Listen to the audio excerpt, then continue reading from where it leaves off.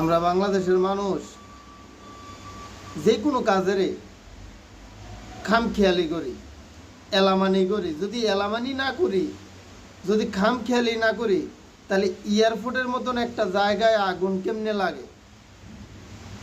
এই আগুন লাগার কারণে এয়ারপোর্টের ভিতরে যারা প্রবাসে মারা গেছিল, এই বডিগুলা যখন এয়ারপোর্টের এই যে জায়গাটা আগুন লাগ যে জায়গাটা আসিল, এই লাশটি পর্যন্ত শেষ। এই লাশটি পর্যন্ত শেষ। বাংলাদেশে এমন পরিস্থিতি তৈরি হয়েছে, একটা ঘটনা শেষ হইতে না হইতে আরেকটা ঘটনা শুরু হয়। এই যে এখন কয়েকদিন আগে বিমান দুর্ঘটনা গেছে, এটা শেষ হইতে না হইতে এখন আবার আগুন, এই আগুন শেষ হইতে না হইতে আবার শুরু হইব আরেকটা। আসলে আমরা এটা চাই না। আমরা চাই আমাদের দেশের সিস্টেমটা পরিবর্তন করা হোক, আমাদের দেশের মানুষের কালচার সিস্টেম এটা পরিবর্তন করতে হইব।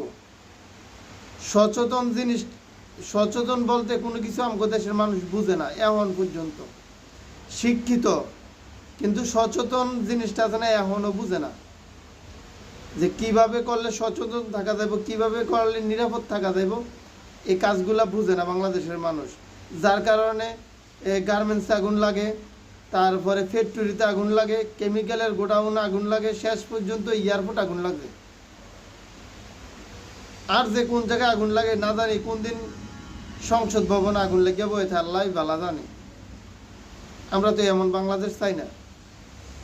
প্রতিদিন ফেসবুকে ঢুকলে একটা না একটা ঘটনা ঘটতে মানে দেহি হয় দর্শন, না হয় কুবাকুবি, না হয় আন্দোলন, না হয় মারামারি, না হয় সাদাবাদি, না হয় আগুন, না হয় মানে একটা না একটা আশ্রয় পাই। আমরা তো এমন বাংলাদেশ চাই না।